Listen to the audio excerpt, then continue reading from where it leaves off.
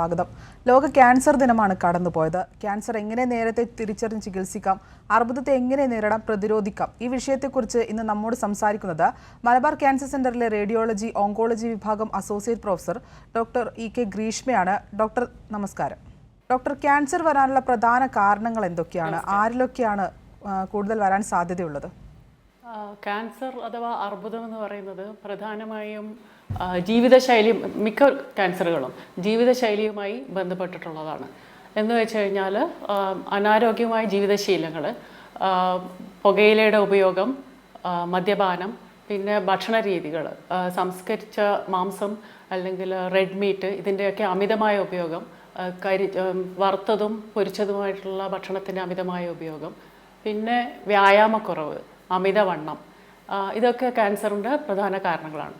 അത് കൂടാതെ ചില അണുബാധകൾ, ഉദാഹരണത്തിന് കേട്ടിട്ടുണ്ടാവും ഹ്യൂമൻ പാപ്പിലോമ വൈറസ് എന്ന് പറയും, അഥവാ HPV, പിന്നെ ഹെപ്പറ്റൈറ്റിസ് ബി, ഇങ്ങനത്തെ അണുബാധകളും ചിലപ്പോൾ ക്യാൻസറിന് ആയിട്ട് വരാം. അത് കൂടാതെ ചില പരിസര മലിനീകരണങ്ങൾ, ചില പ്രത്യേക രാസവസ്തുക്കളോടുള്ള കൂടുതലുള്ള സമ്പർക്കം, ജോലി സംബന്ധമായിട്ട്, അങ്ങനെയൊക്കെയാണ് പ്രധാനമായിട്ട് ക്യാൻസർ വരുന്നത്. അങ്ങനത്തെവർക്കാണ് ക്യാൻസറുകൾ വരാനുള്ള സാധ്യത കൂടുതലുള്ളത്. ഡോക്ടർ, പാരമ്പര്യമായി ക്യാൻസർ വരാനുള്ള സാധ്യത എത്രത്തോളമാണ്? ശരിക്കും പറഞ്ഞാൽ പാരമ്പര്യമായിട്ട് വരാനുള്ള സാധ്യത ജീവിതശൈലി ഉള്ള കാരണത്തെക്കാളും വളരെ കുറവാണ്. 10% താഴെയാണ് പറയുന്നത്. അത്രയേ ഉള്ളൂ. എന്നുവെച്ചാൽ ഒരു എടുത്തു കഴിഞ്ഞാൽ വളരെ കുറച്ച് പേർക്ക് മാത്രമേ സാധ്യതയുള്ളൂ. പ്രധാനമായിട്ട് ഇപ്പോൾ first degree relatives, first degree എന്ന് വെച്ച് കഴിഞ്ഞാൽ മാതാപിതാക്കൾ അല്ലെങ്കിൽ സഹോദരങ്ങൾ, അവർക്കൊക്കെ ക്യാൻസറിൻ്റെ അങ്ങനെ ഒരു ഉണ്ടെങ്കിൽ നമുക്കും, അതായത് ആ ഫാമിലിയിലുള്ളവർക്ക് ക്യാൻസറിനുള്ള സാധ്യത കൂടുതലുണ്ടെന്നാണ് പറയുക. അതുപോലെ 2 അതിൽ കൂടുതൽ സെക്കൻഡ് ഡിഗ്രി റിലേറ്റീവ്, അല്ലെങ്കിൽ അച്ഛൻ്റെ സൈഡിലോ അല്ലെങ്കിൽ അമ്മയുടെ സൈഡിലോ ഉള്ള ബന്ധുക്കൾക്ക്, 2 അതിൽ കൂടുതൽ ബന്ധുക്കൾക്കൊക്കെ ഉണ്ടെങ്കിൽ ജനിതകമായ കാരണങ്ങൾ ക്യാൻസറിനുണ്ടോ എന്ന് പരിശോധിക്കേണ്ടതുണ്ട്. അങ്ങനെ ഉണ്ടെങ്കിൽ പരിശോധനയിൽ അങ്ങനെ എന്തെങ്കിലും ജനിതകമായ മാറ്റങ്ങൾ എന്തെങ്കിലും കണ്ടാൽ നേരത്തെ ചികിത്സിച്ച് മാറ്റമാകുന്നതോ അല്ലെങ്കിൽ വരാതിരിക്കാനുള്ള നടപടികളോ നമുക്ക് സ്വീകരിക്കാൻ കഴിയും. കുറവാണ് ശരിക്കും പറഞ്ഞാൽ ജീവിതശൈലിയായിട്ട് ബന്ധപ്പെട്ടുള്ളത്. വ്യക്തമാണ് ഡോക്ടർ. ഡോക്ടർ, ക്യാൻസർ എങ്ങനെ നമുക്ക് നേരത്തെ തിരിച്ചറിയാം? അതുപോലെ ശരീരത്തിൽ എന്തെല്ലാം ലക്ഷണങ്ങൾ കണ്ടാൽ നമ്മൾ ശ്രദ്ധിക്കേണ്ടതുണ്ട്? അതുമായി ബന്ധപ്പെട്ട് ഉടൻ ചികിത്സ തേടേണ്ടതുണ്ട്? ശരിക്കും പറഞ്ഞാൽ നമ്മുടെ ശരീരത്തിൽ വരുന്ന മാറ്റങ്ങൾ അവനവന് തന്നെയാണ് ആദ്യം തിരിച്ചറിയാൻ പറ്റുക. നമ്മുടെ ശരീരത്തിനെ പറ്റി നമുക്കൊരു അവബോധം ഉണ്ടാകുക എന്നുള്ളതാണ് അതിൻ്റെ ഏറ്റവും ആദ്യപടി. ശരീരത്തിൽ ഉണ്ടാകുന്ന മാറ്റങ്ങൾ, അതായത് തൊലി പുറത്ത് പറയുകയാണെങ്കിൽ നമുക്ക് മറുകളുണ്ടാവും, അതിലുണ്ടാകുന്ന മാറ്റങ്ങൾ, വലിപ്പം വരിക, അല്ലെങ്കിൽ വേദന ഉണ്ടാവുക, അതിൽ വ്രണങ്ങൾ പോലെ വരിക, അല്ലെങ്കിൽ അതിൽ നിന്ന് ബ്ലീഡിങ് ഉണ്ടാവുക, ഇങ്ങനത്തെ തൊലിയിലുള്ള മാറ്റങ്ങൾ, അല്ലെങ്കിൽ ശബ്ദത്തിലുണ്ടാകുന്ന മാറ്റങ്ങൾ, ചുമ, അല്ലെങ്കിൽ ഇതൊക്കെ 2-3 ആഴ്ചയിൽ കൂടുതൽ നിൽക്കുന്നു. വായിലും ഒക്കെ പുണ്ണ് അല്ലെങ്കിൽ എന്തെങ്കിലും മുഴ പോലെയൊക്കെ ഇരിക്കുന്നത് കുറേ കാലം തുടർച്ചയായിട്ട് ഇരിക്കുന്നുണ്ട്. ഇങ്ങനെയൊക്കെ ആണെങ്കിൽ പ്രത്യേകം അതൊരു ഡോക്ടറിൻ്റെ ഉപദേശം തേടേണ്ടതാണ്. അതേപോലെ തന്നെ സ്ത്രീകളിലാണെങ്കിൽ മാറിലുണ്ടാകുന്ന മുഴ, കക്ഷത്തിലും കഴുത്തിലുണ്ടാകുന്ന മുഴ, ഇതിന് വേദന ഉണ്ടായിക്കൊള്ളുന്നില്ല. അങ്ങനെ ക്യാൻസർ അല്ലാത്ത മുഴകളുണ്ട്. അപ്പോൾ എന്ത് ആണെങ്കിലും ഒരു ഡോക്ടറിൻ്റെ അഭിപ്രായം തേടുന്നതാണ് എന്തുകൊണ്ടും നല്ലത്. പിന്നെ അതുപോലെ സ്ത്രീകൾക്കാണെങ്കിൽ ആർത്തവത്തിലുണ്ടാകുന്ന യൂഷ്വൽ അവരുടെ ഒരു രീതിയിലുള്ള മാറ്റം, ആർത്തവത്തിലുള്ള മാറ്റം, അതുപോലെ മലമൂത്ര ശീലങ്ങളിലുള്ള മാറ്റം, പിന്നെ പുരുഷന്മാരിൽ പറയുകയാണെങ്കിൽ ഒരു ഏജ് കൂടുമ്പോൾ, പ്രായമായിട്ട് വരുമ്പം പ്രോസ്റ്റേറ്റ് ഗ്രന്ഥിയിലൊക്കെ വരാം. പക്ഷേ എങ്കിൽ പ്രോസ്റ്റേറ്റ് ഗ്രന്ഥിയിൽ ക്യാൻസർ അല്ല അതിന് കൂടുതൽ കാരണം. എന്നിരുന്നാലും മൂത്രമൊഴിക്കുന്നതിലുള്ള അതിലുള്ള വ്യത്യാസങ്ങൾ, ഇതൊക്കെ അങ്ങനെ എന്തെങ്കിലും വന്നു കഴിഞ്ഞാൽ ഒരു ഡോക്ടറിൻ്റെ ഉപദേശം തേടേണ്ടതുണ്ട്. പിന്നെ സ്ത്രീകൾക്കാണെങ്കിൽ ചിലപ്പം ആർത്തവം നിന്ന് കഴിഞ്ഞിട്ട് ബ്ലീഡിങ് വരിക, അല്ലെങ്കിൽ എന്താണ്, ഇങ്ങനത്തെ ഒക്കെ കാര്യങ്ങളാണ് മെയിനായിട്ടും ശ്രദ്ധിക്കാനുള്ളത്. ഡോക്ടർ, ഏത് തരം അർബുദമാണ് ഇന്ന് കൂടുതൽ വ്യാപകമായിട്ട് കണ്ടുവരുന്നത്? കൂടുതലുള്ളത് സ്ത്രീകളിലാണെങ്കിൽ പ്രധാനമായിട്ടും ബ്രസ്റ്റ് ക്യാൻസർ അഥവാ മാറിൽ വരാവുന്ന ക്യാൻസറാണ് കൂടുതൽ. അത് കഴിഞ്ഞാൽ ഗർഭാശയ മുഖം എന്ന് പറയും, സെർവൈക്കൽ ക്യാൻസർ എന്ന് പറയും, ആ ഭാഗത്തെ ക്യാൻസറാണ് പിന്നെ കൂടുതലുള്ളത്. പിന്നെ പുരുഷന്മാരിലെടുക്കുകയാണെങ്കിലും സ്ത്രീകളിലെടുക്കുകയാണെങ്കിലും വായിലോ തൊണ്ടയിലോ ഉണ്ടാകുന്ന ക്യാൻസറുകളും സാധാരണമാണ്. കൂടാതെ ശ്വാസകോശത്തിലുണ്ടാകുന്ന ക്യാൻസറുകളും, ഇതൊക്കെയാണ് ഏറ്റവും കോമൺ ആയിട്ടുള്ളത്. അത് കൂടാതെ വയറിൽ വരാം, വൻകുടലിലോ അല്ലെങ്കിൽ മലാശയത്തിനോ വരുന്ന ക്യാൻസറുകളും ഉണ്ട്, പ്രോസ്റ്റേറ്റ് ഗ്രന്ഥിക്കുള്ള ക്യാൻസറുകളുണ്ട്. ഇതൊക്കെയാണ് ഏറ്റവും കോമൺ ആയിട്ട് കാണുന്നത്. അത് കൂടാതെ പിന്നെ സ്കിന്നിൽ വരാം. ഇതൊക്കെയാണ് മെയിനായിട്ടുള്ളത്. അതിൽ പ്രത്യേകത എന്താണെന്ന് വെച്ച് കഴിഞ്ഞാൽ ഈ വായിലുള്ള ഉണ്ടാകാവുന്ന ക്യാൻസറുകൾ, തൊണ്ടയ്ക്കുണ്ടാകുന്ന ക്യാൻസറുകൾ, മാറുള്ള ക്യാൻസർ, ഗർഭാശയ മുഖത്തുള്ള ക്യാൻസർ, ഇതിൻ്റെ ഉള്ള പ്രത്യേകത എന്ന് വെച്ചാൽ നമുക്ക് വേഗം കണ്ടുപിടിക്കാം. ഭാഗം പെട്ടെന്ന് നോക്കി കണ്ടുപിടിക്കാവുന്ന ഭാഗങ്ങളാണ്, നേരത്തെ കണ്ടുപിടിക്കാം എന്നുള്ളതാണ് അതിൻ്റെ പ്രത്യേകത. അതുകൊണ്ട് കൂടിയാണ് അതിനുള്ള പ്രതിരോധ പ്രവർത്തനങ്ങളും മെയിനായിട്ടും ഏറ്റവും കോമൺ ആയിട്ടുള്ളതും അതെ, വേഗം കണ്ടുപിടിക്കാവുന്നതും അതെ എന്നുള്ള കാരണത്താൽ ഇതിനുള്ള പ്രതിരോധ പ്രവർത്തനങ്ങളും കൂടുതലുണ്ട്. ഡോക്ടർ, സ്ത്രീകളിൽ അർബുദം എത്രത്തോളം കൂടി വരുന്ന ഒരു സാഹചര്യമാണ് ഇപ്പോൾ നിലവിലുള്ളത്? സ്ത്രീകളിൽ അർബുദം എന്ന് വെച്ചാൽ നമ്മൾ നോക്കുമ്പോൾ ഞാൻ ആദ്യം പറഞ്ഞു ജീവിതശൈലിയായിട്ടാണ് ബന്ധപ്പെട്ട് കിടക്കുന്നതെന്ന്. കുറേ പേർക്ക് ഇങ്ങനത്തെ ശീലങ്ങളില്ല, അതായത് ദുശീലങ്ങളൊന്നും ഇല്ല, പുകവലി മദ്യപാനം ഇല്ല. പാസീവ് സ്മോക്കിംഗ് എന്ന് പറഞ്ഞിട്ടൊരു ഭാഗമുണ്ട് കുടുംബത്തിൽ, അല്ലെങ്കിൽ അവർ എന്താണ് വർക്ക് ചെയ്യുന്ന സാഹചര്യത്തിൽ. നമ്മൾ പുകവലിക്കണമെന്നില്ല, നമ്മുടെ സഹപ്രവർത്തകരോ അല്ലെങ്കിൽ വീട്ടിലുള്ളവരോ പുകവലിക്കുന്നുണ്ടെങ്കിൽ പാസീവ് സ്മോക്കിംഗ് ആയിട്ട് കിട്ടാം. അപ്പോൾ അങ്ങനെ വരാം. പിന്നെ അല്ലാതെ തന്നെ ജീവിതശൈലിയാണ് മറ്റൊരു കാരണമായിട്ട് പറയുന്നത്. ഭക്ഷണത്തിലുള്ള മാറ്റവും അങ്ങനെയൊക്കെ പൊതുവെയും സ്ത്രീകളിലും വേറെ ദുശീലങ്ങളൊന്നും ഇല്ല എങ്കിലും ക്യാൻസറിൻ്റെ അളവ് കൂടുതലായിട്ട് പറയുന്നുണ്ട്. സ്ത്രീകളിലുണ്ട്, പുരുഷന്മാരിലുണ്ട്. പക്ഷേ യങ്സ്റ്റേഴ്സ് സ്ത്രീകളിൽ കുറച്ചും കൂടെ ഉണ്ട് എന്നാണ്, കൂടുന്നുണ്ട് എന്നാണ് പറയുന്നത്. തിരികെ ഹലോ ഡോക്ടറിലേക്ക്. ഡോക്ടർ, നമുക്ക് അർബുദത്തെ തടയാനാകുമോ? നമുക്ക് എത്രത്തോളം അർബുദത്തെ പ്രതിരോധിച്ച് നിർത്താൻ സാധിക്കും? അർബുദം പല ക്യാൻസറുകളും തടയാനും കൂടെ പറ്റുന്നതുണ്ട്. എന്ന് വെച്ച് കഴിഞ്ഞാൽ ആദ്യമേ പറഞ്ഞതുപോലെ ജീവിതശൈലി, ആരോഗ്യകരമായ ജീവിതശൈലി എപ്പോഴും പിന്തുടരുക. എന്ന് വെച്ച് കഴിഞ്ഞാൽ മിതമായ വ്യായാമം ജീവിതത്തിൻ്റെ ഭാഗമാക്കുക, അമിതവണ്ണം കുറക്കുക, പഴങ്ങളും പച്ചക്കറികളും നമ്മുടെ ഭക്ഷണത്തിൻ്റെ ഭാഗമാക്കുക. പിന്നെ അതുപോലെ അതാണ് ജീവിതശൈലിയിൽ പറയാനുള്ളത്. പിന്നെ എന്ന് വെച്ച് കഴിഞ്ഞാൽ ഇപ്പോൾ നമുക്ക് കുറച്ച് വാക്സിനുകൾ കേട്ടിട്ടുണ്ടാവും, വാക്സിനുകൾ അവൈലബിൾ ആണ്. എന്ന് വെച്ച് കഴിഞ്ഞാൽ ഹ്യൂമൻ പാപ്പിലോമ വൈറസ് എന്ന് പറയും. അത് പറഞ്ഞു ഗർഭാശയ മുഖത്തിൻ്റെ ക്യാൻസറുകളിലാണ് ഈ ഹ്യൂമൻ പാപ്പിലോമ വൈറസ് കാരണമാണെന്നാണ് അതൊരു കാരണമായിട്ട് പറയുന്നുണ്ട്. കൂടാതെ തൊണ്ടയിലുണ്ടാകുന്ന ക്യാൻസറുകളും ഈ HPV ആയിട്ട് ബന്ധമുള്ളതാണ്. ഈ ഹ്യൂമൻ പാപ്പിലോമ വൈറസ് ശരീരത്തിൽ ഒരു പ്രത്യേകിച്ച് സ്ത്രീകളിൽ, അതായത് ലൈംഗിക ജീവിതം തുടങ്ങുന്നതിന് മുമ്പ് തന്നെ ഈ HPV ശരീരത്തിലേക്ക് ഇൻഫെക്ഷൻ വരാമെന്നാണ് പഠനങ്ങൾ പറഞ്ഞിട്ടുള്ളത്. ഈ HPV വാക്സിൻ ഇപ്പം അവൈലബിൾ ആണ്. എന്ന് വെച്ച് കഴിഞ്ഞാൽ പറയുന്നത് പെൺകുട്ടികളിലാണെങ്കിൽ 9 വയസ്സ് മുതൽ 24 വയസ്സ് വരെയുള്ള ലൈംഗിക ജീവിതം തുടങ്ങുന്നതിന് മുമ്പുള്ളൊരു കാലഘട്ടത്തിൽ, അല്ലെങ്കിൽ HPV ഇൻഫെക്ഷൻ എത്ര നേരത്തെ വാക്സിൻ എടുക്കാമോ അത്രയും നല്ലത്. അങ്ങനെ വാക്സിൻ ചെയ്യുകയാണെങ്കിൽ ഓൾമോസ്റ്റ് ഒരു സർവൈക്കൽ ക്യാൻസറിൻ്റെ ഒരു വലിയ ശതമാനം വാക്സിനേഷൻ കൊണ്ട് തന്നെ തടയാൻ പറ്റും എന്നാണ് പഠനങ്ങൾ തെളിയിച്ചിട്ടുള്ളത്. ഇന്ത്യയിൽ അതിനുവേണ്ടി ഈ വാക്സിനേഷൻ്റെ ഭാഗമാക്കാനുള്ള നടപടികൾ മുന്നോട്ട് പുരോഗമിച്ചുകൊണ്ടിരിക്കുകയാണ്. പിന്നെ അത് കൂടാതെ ഹെപ്പറ്റൈറ്റിസ് ബി എന്ന് പറഞ്ഞു, ലിവറിൽ വരാവുന്ന ഇൻഫെക്ഷനാണ്. ഈ ഹെപ്പറ്റൈറ്റിസ് ബിക്കും വാക്സിൻ ഉണ്ട്. അപ്പം അതും ഇപ്പോൾ ഹെപ്പറ്റൈറ്റിസ് ബി വാക്സിൻ ആണെങ്കിലും ഈ ക്യാൻസറിനെ പ്രിവെൻറ്റ് ചെയ്യാൻ വേണ്ടിയിട്ട് നമ്മളെ സഹായിക്കുന്ന കാര്യങ്ങളാണ്. അപ്പോൾ മെയിനായിട്ടുള്ളത് ജീവിതശൈലി തന്നെയാണ്.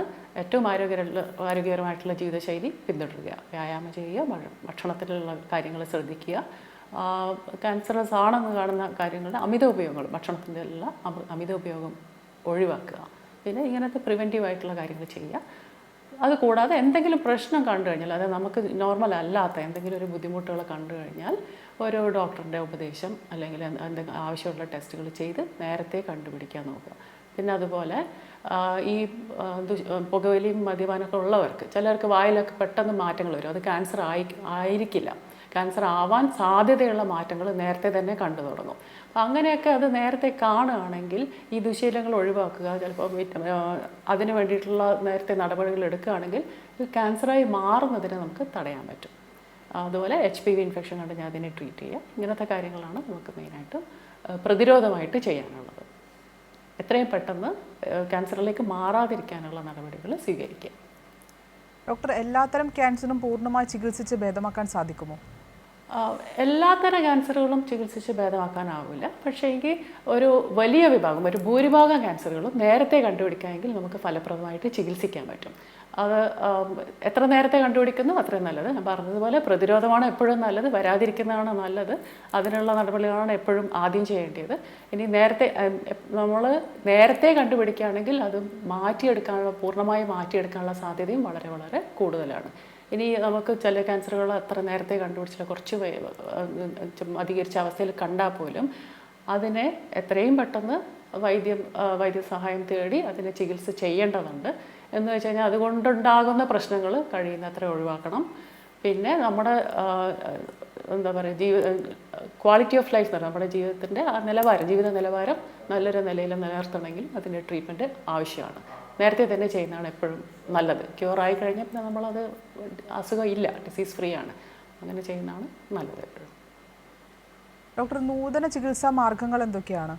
നൂതന ചികിത്സാ മാർഗങ്ങൾ എല്ലാ എന്താ പറയുക, എല്ലാ വിഭാഗങ്ങളിലും, അതായത് സർജറിയിലാണെങ്കിലും റേഡിയേഷൻ സൈഡിലാണെങ്കിലും കീമോതെറാപ്പിയുടെ മെഡിസിൻ സൈഡിലാണെങ്കിലും ഇൻ്റർവെൻഷൻ, അതായത് സ്കാനിൻ്റെ സഹായത്തോടു കൂടിയുള്ള ചികിത്സകളിലാണെങ്കിലും എല്ലാത്തിലും ഒരുപാട് നൂതന സംവിധാനങ്ങൾ അവൈലബിൾ ആണ്. ഇപ്പോൾ സർജറിയിലൊക്കെ പറയുകയാണെങ്കിൽ റോബോട്ടിക് സർജറി ഇപ്പോൾ അവൈലബിൾ ആണ്. കുറച്ച് എന്താ വെച്ചാൽ പേഷ്യൻറ്റിന് ഒരു വലിയ സർജറി കൊണ്ടുള്ള ബുദ്ധിമുട്ടുകൾ അല്ലെങ്കിൽ ലോങ് അനസ്തീഷ്യ അതിൻ്റെയൊക്കെ ബുദ്ധിമുട്ടുകൾ ഒരു പരിധിവരെ കുറച്ച് നിർത്തുന്നുണ്ട്. റോബോട്ടിക് സർജറി ഉണ്ട്.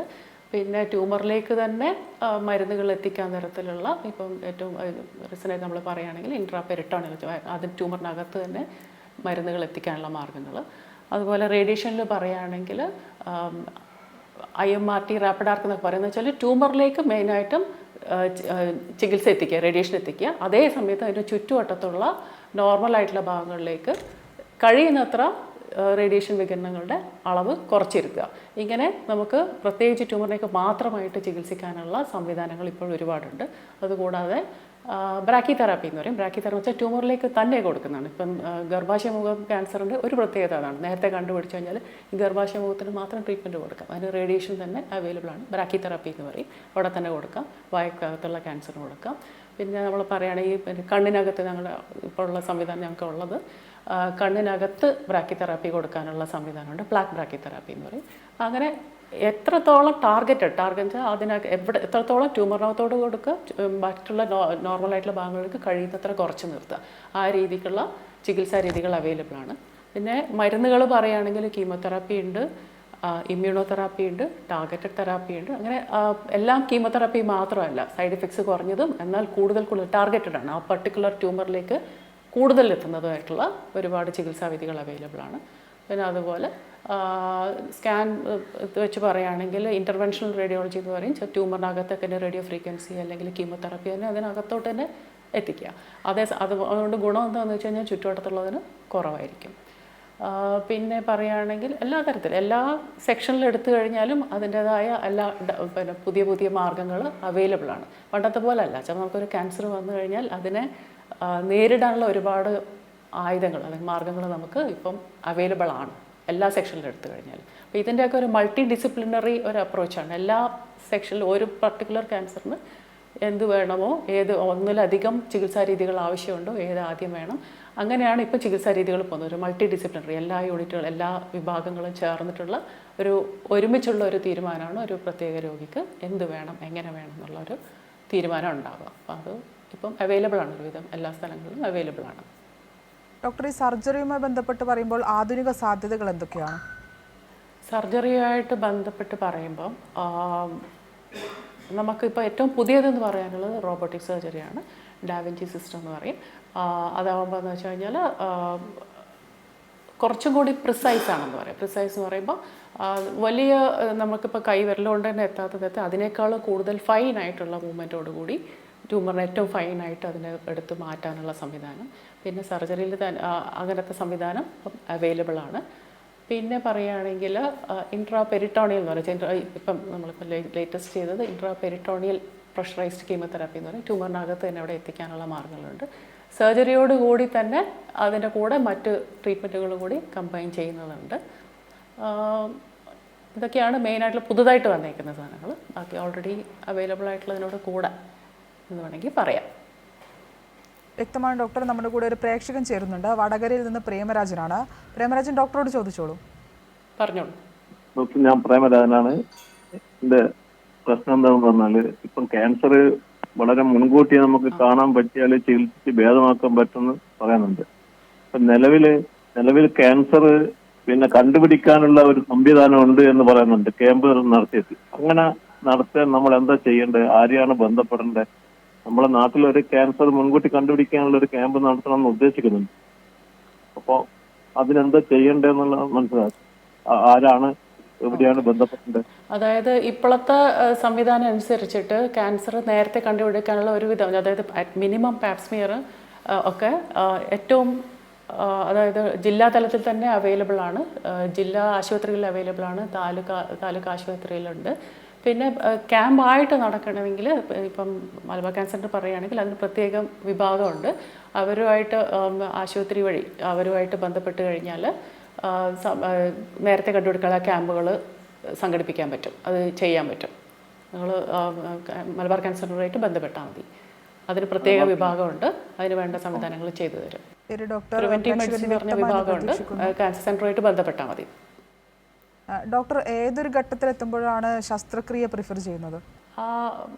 ശസ്ത്രക്രിയ എന്ന് പറയുമ്പോൾ നമ്മളിപ്പോൾ ഞാൻ പറഞ്ഞല്ലോ, ഇപ്പോൾ ഒരു ക്യാൻസർ എടുത്തു കഴിഞ്ഞാൽ അതിന് ഏത് തരം ചികിത്സാവിധിയാണ്? ഇപ്പോൾ നേരത്തെ ആണെങ്കിൽ ഒരു വിധത്തിലുള്ള ചികിത്സാവിധി മതി. അത് ഒരു പക്ഷേ സർജറി ആയിരിക്കാം, ഒരു പക്ഷേ റേഡിയോതെറാപ്പി ആയിരിക്കാം, ഒരു പക്ഷേ കീമോതെറാപ്പി ആയിരിക്കാം. അത് ഏത് ക്യാൻസർ എന്നുള്ള അനുസരിച്ചിരിക്കും. ഇപ്പോൾ ഉദാഹരണത്തിന് പറയുകയാണെങ്കിൽ വായു ഭാഗത്തുള്ളത്, നാവിൻ്റെ മുകളിലുള്ളത്, അങ്ങനത്തെയൊക്കെ ക്യാൻസർ ആണെങ്കിൽ നമ്മൾ സർജറി, നേരത്തെയുള്ള ക്യാൻസർ ആണെങ്കിൽ സർജറി ആദ്യം പ്രിഫർ ചെയ്യും. സർജറി ചെയ്തിട്ട് വരാനുള്ള ചികിത്സയായിട്ട്, ഒരു പക്ഷേ സർജറി ചെയ്ത് കഴിഞ്ഞിട്ടുള്ള റിപ്പോർട്ടിനനുസരിച്ചിട്ട് വരാനുള്ള ചികിത്സയായിട്ട് ചിലപ്പോൾ കൂടുതൽ റേഡിയേഷനോ അല്ലെങ്കിൽ റേഡിയേഷൻ്റെ കൂടെ കീമോതെറാപ്പിയോ അങ്ങനെയൊക്കെ ആവശ്യമുണ്ട്. അങ്ങനത്തെ കേസിൽ നമ്മൾ ഫസ്റ്റ് സർജറിയാണ് നമ്മൾ പ്രിഫർ ചെയ്യുന്നത്. അതേപോലെ തന്നെ വൻകുടലിൻ്റെ അങ്ങനത്തെ ക്യാൻസറുകളാണെങ്കിലും സർജറി ചെയ്യാൻ പറ്റുന്ന ഒരു സ്റ്റേജിലാണെങ്കിൽ ഫസ്റ്റ് തന്നെ സർജറി ചെയ്ത് മാറ്റാനാണ് നോക്കുക. അപ്പോൾ എന്നിട്ട് ആവശ്യമുണ്ടെങ്കിൽ മാത്രമേ, അതാ പറഞ്ഞു, നേരത്തെ കണ്ടുപിടിക്കുകയാണെങ്കിൽ അത്രയും നല്ലത്. സർജറി ചെയ്ത് മാറ്റാൻ പറ്റുകയാണെങ്കിൽ പിന്നെ കൂടുതൽ ചികിത്സകൾ ചിലപ്പം ആവശ്യം വരില്ല. അങ്ങനത്തെ പിന്നെ അതുപോലെ ബ്രെയിനിൻ്റെ കാര്യത്തിൽ എടുത്തു കഴിഞ്ഞാൽ ബ്രെയിനിൻ്റെതായിട്ടുള്ള ട്യൂമറുകൾ ഫസ്റ്റ് വരുന്നത് സർജറിയാണ്. നേരെ മറിച്ച് ഇപ്പം ശ്വാസകോശത്തിലെ ക്യാൻസർ എടുത്തു കഴിഞ്ഞാൽ, അല്ലെങ്കിൽ ഇപ്പോൾ തൊണ്ടയുടെ ക്യാൻസറാണ് എടുത്തത്, തൊണ്ടയുടെ ക്യാൻസറിൽ നമ്മൾ സർജറി ആകുമ്പോൾ ഫസ്റ്റ് ചെയ്യുമ്പോൾ എന്താണ്, ഒരു പോർഷൻ അല്ലെങ്കിൽ ആ ഒരു ഭാഗത്തിൻ്റെ അവയവത്തിൻ്റെ ഒരു ഭാഗം ചിലപ്പോൾ എടുത്ത് മാറ്റേണ്ടി വന്നേക്കും. അപ്പോൾ എന്താ പ്രശ്നം, നമ്മുടെ ക്വാളിറ്റിയിൽ, അതായത് ശബ്ദത്തിൻ്റെ ക്വാളിറ്റിയിൽ, ചിലപ്പം ഭക്ഷണം കഴിക്കാനുള്ള ക്വാളിറ്റിയിൽ അതിലൊക്കെ മാറ്റം വരാൻ തുടങ്ങും. അപ്പം നമ്മൾ മെയിനായിട്ട് നോക്കും, ഇപ്പോൾ അതായത് നേരത്തെയുള്ള ഒരു അസുഖമാണ്, ഒരു തരത്തിലുള്ള ചികിത്സ മാത്രം മതി എന്നുള്ളൊരു സ്റ്റേജിലാണെങ്കിൽ 2 ചികിത്സാ രീതികളുണ്ടെന്ന് ആയിരിക്കും. സർജറി ഉണ്ട്, റേഡിയോതെറാപ്പി ഉണ്ട്. കാരണം തൊണ്ടഭാഗം തന്നെ എടുത്തോളൂ, സർജറി ഉണ്ട്, റേഡിയോതെറാപ്പി ഉണ്ട്. 2 കൊണ്ടും ഒരേപോലത്തുള്ള അസുഖത്തിന് കൺട്രോൾ കിട്ടും, അല്ലെങ്കിൽ അസുഖം ക്യൂർ ചെയ്ത് കിട്ടും എന്നാണെങ്കിൽ രണ്ടാമത്തെ നമ്മുടെ ഒരു പരിഗണന വരുന്നത് ഇതിലേത് ചികിത്സ ചെയ്താലായിരിക്കും രോഗിക്ക് സൈഡ് എഫക്ട്സ് കുറവ്, അല്ലെങ്കിൽ മുന്നോട്ട് ജീവിക്കുമ്പോൾ ആളുടെ നോർമൽ ലൈഫ് എത്രത്തോളം നോർമലായിട്ട് കൊണ്ടുപോകാൻ പറ്റുന്നത് ഏത് ചികിത്സയായിരിക്കും എന്നുള്ളതാണ് അടുത്ത ഡിസിഷൻ വരുന്നത്. അപ്പോൾ അതിൽ പറയുമ്പോൾ വായിൻ്റെ ഭാഗത്തിൽ ഒരു പോർഷൻ കട്ട് ചെയ്താൽ നമുക്ക് റിപ്പയർ ചെയ്ത് കഴിഞ്ഞാൽ ആൾക്ക് വലിയ പ്രശ്നമൊന്നുമില്ല, ഭക്ഷണമൊക്കെ കഴിക്കാം, കുഴപ്പമില്ല. പക്ഷെ തൊണ്ടയുടെ ഭാഗത്ത്, തൊണ്ടയുടെ ഒരു സൈഡ് പോകാന്ന് ഒരു പക്ഷേ ശബ്ദത്തിന് അല്ലെങ്കിൽ ശ്വാസം കഴിക്കാനുള്ള ട്യൂബ് വേണ്ടി വന്നേക്കാം, അല്ലെങ്കിൽ ഭക്ഷണം കഴിക്കാനുള്ള സഹായം ട്യൂബായിട്ടോ അല്ലെങ്കിൽ വേറെ എന്തെങ്കിലും സഹായങ്ങൾ വേണ്ടി വന്നേക്കാം. ക്വാളിറ്റി ഓഫ് ലൈഫിൽ വ്യത്യാസം വന്നു. അതേ സമയത്ത് ഇതൊന്നും ഇല്ലാതെ ആ ഭാഗത്ത് റേഡിയേഷൻ കൊണ്ട് ചികിത്സിക്കാൻ പറ്റുമെങ്കിൽ നമ്മൾ റേഡിയേഷനായിരിക്കും പ്രിഫർ ചെയ്യുക. പിന്നെ ചിലതിൽ പറയുകയാണെങ്കിൽ നമുക്ക് ഇപ്പം ബ്രസ്റ്റിൻ്റെ ക്യാൻസർ എടുത്തു കഴിഞ്ഞാൽ സർജറി വേണം. പക്ഷേ ചില കേസസിൽ നമ്മൾ സർജറി ഫസ്റ്റ് ചെയ്യാൻ പറ്റില്ല. അത് അതിൻ്റെ അസുഖത്തിൻ്റെ സ്റ്റേജും അതനുസരിച്ചിട്ടാണ്. ചിലർക്ക് ആദ്യം കീമോതെറാപ്പി കൊടുത്തിട്ട് മാത്രമേ സർജറി ചെയ്യാൻ പാടുള്ളൂ. ഇത് ഓരോ അസുഖത്തിനും ഓരോ പോലെ ആയിരിക്കും. ശ്വാസകോശത്തിൽ എടുക്കുകയാണെങ്കിൽ ശ്വാസകോശം വളരെ നേരത്തെ ഉള്ളതാണ്, ചെറുതാണെങ്കിൽ സർജറി ചെയ്യാം. നേരെ മറിച്ച് കുറച്ച് വലിപ്പമുണ്ട്, അതിൻ്റെ ആ ഒരു സ്റ്റേജ് ഉള്ളിലുള്ളതിനനുസരിച്ചിട്ട് നമുക്ക് ഫസ്റ്റ് സർജറിക്ക് പോയി കഴിഞ്ഞാൽ ഒരു വലിയ പോർഷനിലാണ് എടുക്കേണ്ടി വന്നേക്കും. ഭാവിയിൽ കൂടുതൽ ബുദ്ധിമുട്ടാണ്, സർജറി കൊണ്ട് മാത്രം നിൽക്കില്ല. അങ്ങനത്തെ പേഷ്യൻസിന് റേഡിയേഷനും കീമോതെറാപ്പിയും കൂടി ആയിരിക്കും കൊടുക്കുന്നത്. അപ്പോൾ അത് ഓരോരോ സ്ഥലത്തിനും ഓരോരോ ഭാഗത്തിനനുസരിച്ച് ഈ 2 കാര്യങ്ങൾ നമ്മൾ കൺസിഡർ ചെയ്യണം. ഒന്ന് സ്റ്റേജ്, 2 പേഷ്യൻ്റെ കണ്ടീഷൻ, മൂന്നാമത്തത് ഈ അസുഖത്തിന് നമ്മൾ ഈ ഒരു പർട്ടിക്കുലർ റെക്കമെൻഡ് ചെയ്തിട്ടുള്ള ചികിത്സകൾ ചെയ്തു കഴിഞ്ഞാൽ, അല്ലെങ്കിൽ ഒരേപോലെ ഗുണം കിട്ടുന്ന 2 ചികിത്സാ രീതികളിൽ ഏത് ചൂസ് ചെയ്ത് കഴിഞ്ഞാലായിരിക്കും രോഗിക്ക് കൂടുതൽ നല്ല ക്വാളിറ്റി ഓഫ് ലൈഫ്, അതായത് ചികിത്സയൊക്കെ കഴിഞ്ഞിട്ട് നമ്മൾ കഴിയുന്നത്ര നോർമലാക്കി എടുക്കണം എന്നാണ് നമ്മൾ ഉദ്ദേശിക്കുന്നത് ചികിത്സിക്കുമ്പോൾ. അപ്പോൾ അത് എത്രത്തോളം നമുക്ക് ആ ഒരു ലക്ഷ്യത്തിലേക്ക് എത്താൻ പറ്റുന്നത് ഏതാണോ നല്ല ചികിത്സ അതാണ് തീരുമാനിക്കുക. അത് മെയിനായിട്ടുള്ളത് ക്യാൻസർ കൺട്രോൾ തന്നെ. ഏറ്റവും അധികം കൺട്രോൾ കിട്ടുന്നത് ഏതാണോ അതിൽ കോംപ്രമൈസ് ഇല്ല. അങ്ങനത്തെ 2 ചികിത്സ ഉണ്ടെങ്കിൽ അതിലേത് ആദ്യം എടുക്കണം എന്നുള്ളത്. പിന്നെ പേഷ്യൻ്റെ ക്വാളിറ്റി ഓഫ് ലൈഫ്, പേഷ്യൻ്റെ മറ്റ് കണ്ടീഷൻസ്. ചിലർക്ക് ഓപ്പറേഷൻ ചെയ്യാനുള്ള അസുഖമായിരിക്കും, പക്ഷേ ഓപ്പറേഷൻ ചെയ്യാനുള്ള ആരോഗ്യം കാണില്ല, വേറെ എന്തെങ്കിലുമൊക്കെ അനസ്തീഷയൊക്കെ താങ്ങാനുള്ള ബുദ്ധിമുട്ടുണ്ടാകും. അങ്ങനെയാകുമ്പോൾ രണ്ടാമത്തത് ഓപ്റ്റ് ചെയ്യേണ്ടി വരും. ഇങ്ങനെ ഓരോരോ അസുഖത്തിനും എന്താണോ വേണ്ടത് അതിനനുസരിച്ചിട്ടായിരിക്കും നമ്മുടെ ചികിത്സകൾ തീരുമാനിക്കും. പിന്നെ അതുപോലെ ബ്ലഡിൻ്റെ ക്യാൻസർ എടുത്താൽ നമുക്ക് സർജറി ചെയ്യാൻ പറ്റില്ല, കീമോതെറാപ്പിക്ക് പോകേണ്ടി വരും. അങ്ങനെ അത് എല്ലായിടത്തും എത്തുന്ന പോലെ അതിനനുസരിച്ചിട്ടാണ് നമ്മുടെ രീതികൾ തീരുമാനിക്കും. എല്ലാം സർജറി അല്ല. ചിലർ ചോദിക്കാറുണ്ട്, ഇപ്പം ഗർഭാശയത്തിൽ എടുത്തു കഴിഞ്ഞാൽ നമ്മൾ റേഡിയേഷൻ പറയുമ്പം അവരാദ്യം ചോദിക്കും ഓപ്പറേഷൻ ചെയ്തുകൂടെയും. പക്ഷേ എങ്കിൽ നമ്മൾ വളരെ നേരത്തെ ആണെങ്കിലായിരിക്കും ഫസ്റ്റ് ഓപ്പറേഷൻ പ്രിഫർ ചെയ്യുക. കുറച്ച് കഴിഞ്ഞാൽ മിക്കവാറും ആൾക്കാർ ചോദിക്കുന്ന ചോദ്യം അതാണ്. അപ്പോൾ എല്ലാത്തിനും ഓപ്പറേഷൻ ഒരു പരിഹാരമല്ല. ചിലതിന് ഓപ്പറേഷൻ വേണ്ട, റേഡിയേഷൻ കൊണ്ട് മാത്രം അതങ്ങോട്ട് മാറിക്കിട്ടും. ആ ഒരു പ്രൊസീജിയറേ വേണ്ട, അതങ്ങ് പോയി കഴിഞ്ഞാൽ കംപ്ലീറ്റ്ലി നോർമലായി. അപ്പോൾ ഇതിൽ ഏത് വേണം എന്നുള്ളത് അത് രോഗി തന്നെ തീരുമാനിക്കണം. ചിലതെന്ന് വെച്ചാൽ ഇപ്പം ഓപ്പറേഷൻ ചെയ്യാൻ പറ്റുമായിരിക്കും, പക്ഷേ ഓപ്പറേഷൻ ചെയ്താൽ നിർബന്ധമായിട്ടും റേഡിയേഷൻ കൂടെ വേണ്ട ഒരാളായിരിക്കും. ആ ഒരാൾക്ക് റേഡിയേഷൻ മാത്രം കൊണ്ട് ചികിത്സിക്കാൻ പറ്റുമെങ്കിൽ പിന്നെ അതുപോലെ. ഒന്നിലധികം ചികിത്സകൾ എടുക്കുമ്പോൾ 2ൻ്റെയും സൈഡ് എഫക്റ്റുകൾ നമ്മൾ പ്രതീക്ഷിക്കണം. അപ്പോൾ അങ്ങനെ വരാതെ ഏത് വേണം, ഓരോരോ അസുഖത്തിനനുസരിച്ച് അങ്ങനെയാണ് തീരുമാനം പോവുക. ഒരു പർട്ടിക്കുലർ ഒരു പ്രത്യേക ചികിത്സാവിധി എന്ന് ഒറ്റയൊന്ന് മാത്രം പറയുന്നതിനേക്കാളും അങ്ങനെ പറയുന്നതാവും നന്നാവുക. അതുകൊണ്ടാണ് മൾട്ടി ഡിസിപ്ലിനറി, എല്ലാ ഡിവിഷനിലും എല്ലാവരും ചേർന്നിട്ടുള്ള ഒരു കൂട്ടായ ഒരു തീരുമാനമാണ് ഒരു പ്രത്യേക രോഗിക്ക് എന്ത് വേണം, എങ്ങനെ ചെയ്യണം എന്നുള്ളത്. അങ്ങനെയാണ് വരുന്നത്. വ്യക്തമാണ് ഡോക്ടർ. മലബാർ ക്യാൻസർ സെന്ററിൽ ലഭ്യമായ നൂതന ചികിത്സാ മാർഗങ്ങളെ കുറിച്ചൊന്ന് വ്യക്തമാക്കാമോ?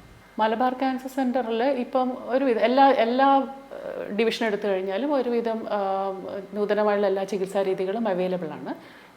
ഞങ്ങളുടെ റേഡിയേഷൻ തെറാപ്പി വിഭാഗത്തിൽ പറയുകയാണെങ്കിൽ IMRT, IGRT, പിന്നെ stereotactic radiotherapy, stereotactic radio surgery, പിന്നെ ബ്രാക്കി തെറാപ്പിയുടെ അല്ലാതെ ഗർഭാശയമുഖത്തിന് കൊടുക്കുന്ന ബ്രാക്കി തെറാപ്പി, കൂടാതെ പ്ലാക്ക് ബ്രാക്കി തെറാപ്പി എന്ന് പറയുന്നത് ഞാൻ നേരത്തെ പറഞ്ഞു, കണ്ണിന് കൊടുക്കാവുന്ന ബ്രാക്കി തെറാപ്പി, ഇതൊക്കെ അവൈലബിൾ ആണ്. പിന്നെ അത് കൂടാതെ മറ്റു പുതിയ മെഷീനുകൾ വന്നുകൊണ്ടിരിക്കുകയാണ്. അത് SGRT എന്നൊക്കെ പറയുന്നത്, അത് വരുന്നേ ഉള്ളൂ, നമുക്ക് ഇൻസ്റ്റാൾ ചെയ്തുകൊണ്ടിരിക്കുന്നേ ഉള്ളൂ, തുടങ്ങാൻ പോകുന്നേ ഉള്ളൂ. ഇപ്പം അടുത്ത 1-2 മാസത്തോടെ തന്നെ ഞങ്ങളത് തുടങ്ങും, ഇൻസ്റ്റാൾ ചെയ്ത് കഴിഞ്ഞു. അപ്പോൾ അങ്ങനെ പുതിയ വന്നുകൊണ്ടിരിക്കുന്നു. പിന്നെ ഉള്ളത് സർജറി വിഭാഗത്തിൽ പറയുകയാണെങ്കിൽ റോബോട്ടിക് സർജറി അവൈലബിൾ ആയി ചെയ്യുന്നുണ്ട്. പിന്നെ ഇപ്പം അടുത്തൊക്കെ നിങ്ങൾ സമൂഹ മാധ്യമങ്ങളിൽ കണ്ടു കാണും, ഇൻട്രാപെരിറ്റോണിയൽ പ്രഷറൈസ്ഡ് കീമോതെറാപ്പി എന്ന് പറഞ്ഞിട്ട് അതും കൂടെ സ്റ്റാർട്ട് ചെയ്തിട്ടുണ്ട്, സർക്കാർ തലത്തിൽ ആദ്യമായിട്ടാണ്. പിന്നെ അതുകൂടാതെ കീമോതെറാപ്പിയിലാണെങ്കിലും എല്ലാം ഏറ്റവും ലേറ്റസ്റ്റ് നമ്മൾ പറഞ്ഞല്ലോ, എപ്പോഴും എന്താണോ പുതിയ ഗൈഡ് ലൈൻസ് വരുന്നത്, എന്താണോ അതിൻ്റെ അപ്ഡേറ്റ് വരുന്നത്, അതിനനുസരിച്ചുള്ളത് കീമോതെറാപ്പി വിഭാഗത്തിലാണെങ്കിൽ അവൈലബിൾ ആണ്. പേഷ്യൻസിന് അതിൻ്റെ ഓപ്ഷൻസ് കൊടുക്കാറുണ്ട്, അതിനെപ്പറ്റി വിശദീകരിച്ച് കൊടുക്കാറുണ്ട്. പറ്റുന്ന ഒരുവിധം എല്ലാ പുതിയ മാർഗ്ഗങ്ങളും നമുക്ക് അവൈലബിൾ ആണ്. ഡോക്ടർ, ഒരിക്കൽ ക്യാൻസർ വന്നവർ ശ്രദ്ധിക്കേണ്ട കാര്യങ്ങൾ എന്തൊക്കെയാണ്? ഒരിക്കൽ ക്യാൻസർ വന്നവർ പ്രധാനമായിട്ട് ശ്രദ്ധിക്കേണ്ടത് അവർ കൃത്യമായ ചെക്കപ്പിലുണ്ടാവണം. ഡോക്ടർ പറഞ്ഞിട്ടുള്ള കൃത്യമായ കാലയളവിൽ ചെക്കപ്പിലുണ്ടാവുക, ആരോഗ്യകരമായ ജീവിതശൈലി പിന്തുടരുക, പുകവലി മദ്യപാനം പാടെ ഉപേക്ഷിക്കുന്നതാണ് നല്ലത്. കാരണം എന്ന് വെച്ച് കഴിഞ്ഞാൽ പ്രത്യേകിച്ച് ഹെഡ് ആൻഡ് നെക്കിൻ്റെ ഭാഗം പറയുകയാണെങ്കിൽ ഈ നമ്മൾ ചികിത്സിച്ച് കഴിഞ്ഞിട്ട് വീണ്ടും ശീലങ്ങൾ തുടങ്ങുന്ന കുറച്ച് പേരുണ്ട്. അങ്ങനത്തെ പറയുന്നത് അസുഖം വരാൻ ഓൾറെഡി ശരീരത്തിന് അസുഖം വരാനുള്ള ഒരു ടെൻഡൻസി കാണിച്ച ഒരു ശരീരമാണ്. അതിനകത്ത് വീണ്ടും നമ്മൾ ഈ പറഞ്ഞ പുകവലി മദ്യപാനമൊക്കെ വരുമ്പോൾ എന്ന് വെച്ചാൽ അസുഖം തിരിച്ചു വരാനുള്ള സാധ്യത വളരെ കൂടുതലാണ്. വരുന്ന അസുഖത്തിന് ചികിത്സയോട്ടുള്ള പ്രതികരണം മോശമാണ്. എന്ന് വെച്ച് കഴിഞ്ഞാൽ വീണ്ടും ഒരു റേഡിയേഷൻ അല്ലെങ്കിൽ വീണ്ടും ഒരു കീമോതെറാപ്പി, വീണ്ടും ഒരു സർജറി എന്ന് പറയുന്നത് അത്ര ഗുണം ചെയ്തു എന്ന് വരില്ല. അതുകൊണ്ട് ഞങ്ങൾ വളരെ നിർബന്ധമായിട്ട് പറയുന്നൊരു കാര്യം എന്താണെന്ന് വെച്ച് കഴിഞ്ഞാൽ ചികിത്സ കഴിഞ്ഞ് അസുഖം ഭേദമായ ഒരാൾ ഇങ്ങനത്തെ ദുശീലങ്ങൾ വീണ്ടും തുടങ്ങരുത്, അത് പാടെ ഉപേക്ഷിക്കണം. പിന്നെ അതുപോലെ ഭക്ഷണത്തിനുള്ള കാര്യങ്ങൾ, ധാരാളം വെള്ളം കുടിക്കുക, പഴങ്ങളും പച്ചക്കറികളും ഭക്ഷണത്തിൻ്റെ ഭാഗമാക്കുക. പിന്നെ ഈ പറഞ്ഞ റെഡ് മീറ്റ്, സംസ്കരിച്ച മാംസം, ഇതൊക്കെ അമിതമായ ഉപയോഗം ഒഴിവാക്കുക. പിന്നെ എന്തെങ്കിലും ഒരു വ്യത്യാസം കണ്ടു കഴിഞ്ഞാൽ നമുക്ക് തന്നെ മനസ്സിലായി, ഞാൻ കണ്ടിട്ടുള്ള ഒരു കാര്യം എന്ന് വെച്ച് കഴിഞ്ഞാൽ രോഗിക്ക് തന്നെ ഒരു ശരീരത്തിലൊരു മാറ്റം പെട്ടെന്ന് പിക്കും. ടെൻഷൻ അടിച്ച് ഓരോ പ്രാവശ്യം ടെൻഷൻ അടിച്ചിരിക്കണം എന്നല്ല പറയുന്നത്, കൃത്യമായ ആ സമയം ഓർത്തിരുന്നത്, കൃത്യമായ സമയത്തിന് ചെക്കപ്പിന് വരിക. അതിനിടയിൽ പുതിയ എന്തെങ്കിലും ലക്ഷണങ്ങൾ തോന്നുകയാണെങ്കിൽ കഴിയുന്നത്ര വേഗം ഡോക്ടറിൻ്റെ അടുത്ത് കാര്യം പറയണം. നോക്കണം ഇതുമായിട്ട് ബന്ധമൊന്നുമില്ല എന്നുള്ളത്. അപ്പോൾ എത്രയും നേരത്തെ ചെയ്യുന്നു അത്രയും നല്ലത്. ശരീരത്തിൻ്റെ മറ്റു ഭാഗങ്ങളിലേക്ക് വരുന്നതിന് കഴിയുന്നത്ര വേഗം നമുക്ക് പിടിച്ചെടുക്കാൻ പറ്റും. അങ്ങനെ വരാതിരിക്കാൻ വേണ്ടി കൃത്യമായ അളവിൽ വേണം. അത് എപ്പോഴും ഒരേ കാലയളവിൽ തന്നെ വരണ്ട. ആദ്യത്തെ 1-2 വർഷത്തിലാണ് ശരിക്കും 2-3 മാസത്തിലൊരിക്കൽ വരും. അതിന് ശേഷം പിന്നെ കുറച്ചും കൂടെ കാലയളവ് കൂട്ടിയിട്ടാണ് 6 മന്ത്സ് അല്ലെങ്കിൽ 1 ഇയർ ആക്കി അത് പതുക്കെ കൂട്ടിക്കൊണ്ട് വന്നോളൂ. അങ്ങനെ അത് കൃത്യമായിട്ട് പാലിക്കുക, അതാണ് മെയിനായിട്ട് ചെയ്യാനുള്ളത്. വ്യക്തമാണ് ഡോക്ടർ. അർബുദത്തെ എങ്ങനെ പ്രതിരോധിക്കാം, ചികിത്സിക്കാം, ഈ വിഷയങ്ങളെക്കുറിച്ചാണ് ഹലോ ഡോക്ടർ ഇന്ന് സംസാരിച്ചത്. ഈ വിഷയത്തെക്കുറിച്ച് നമ്മോട് സംസാരിച്ചത് മലബാർ ക്യാൻസർ സെന്ററിലെ റേഡിയേഷൻ ഓങ്കോളജി വിഭാഗം associate professor doctor K E ഗ്രീഷ്മയാണ്. ഡോക്ടർ നന്ദി.